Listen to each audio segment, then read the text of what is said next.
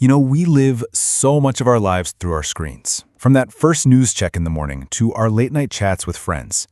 But what if I told you that with every single click, with every scroll, we're kind of walking through a digital minefield?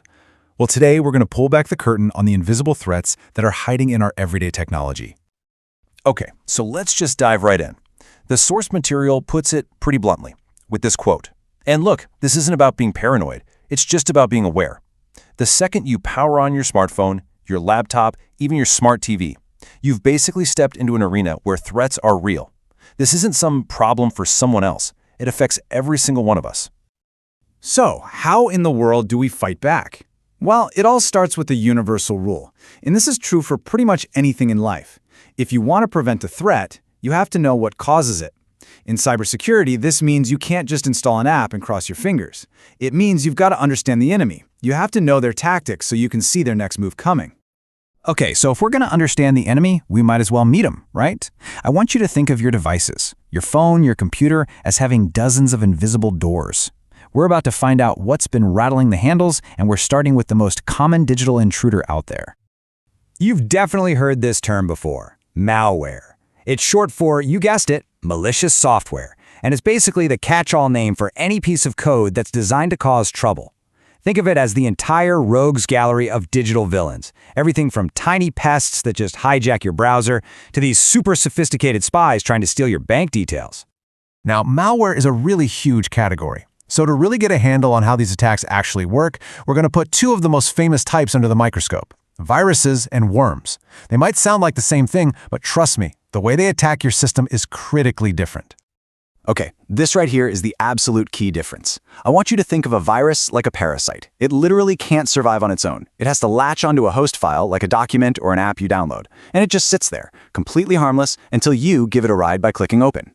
But a worm is a hunter. It's standalone, and it actively crawls through networks all by itself, looking for unlocked doors to slip through and infect other machines, and it does all of this without you having to do a single thing. So how do we end up giving these viruses a ride in the first place? Well, it's usually through things we do every day without even thinking. It could be that free software you found online, or that urgent-looking invoice that was attached to an email. It could even be a simple USB drive you borrowed from a colleague. The virus just hides inside something that looks totally harmless, just waiting for that one click to open the door. But the really nasty viruses, they don't just sit still. The most sophisticated ones are basically digital chameleons. They are constantly changing their own code just to avoid getting caught. It's called a polymorphic virus, and it is an absolute nightmare for the very software that's designed to stop it. So here's its 4-step strategy. It starts with a normal infection, standard stuff. But here's the crazy twist. Every single time it makes a copy of itself, it rewrites its own code. It's like a fugitive who changes their appearance and their fingerprints for every new town they enter. Your antivirus software is out there looking for one specific bad guy, but this virus looks like someone new every single time, which lets it slip right past the guards to spread and evolve. Now, if polymorphic viruses are sneaky, worms can be downright devastating. And the Stuxnet worm, well, that's the ultimate example. This wasn't just about deleting a few files. As the source highlights, this thing was a cyber weapon that caused actual physical damage in the real world. It targeted industrial control systems in Iran's nuclear facilities, and it caused their centrifuges to literally spin themselves to destruction, all while the computers were reporting that everything was perfectly normal. It's a brilliant and frankly terrifying example of how digital threats can leap right out of the screen and into our physical world. All right, that is enough about the enemy.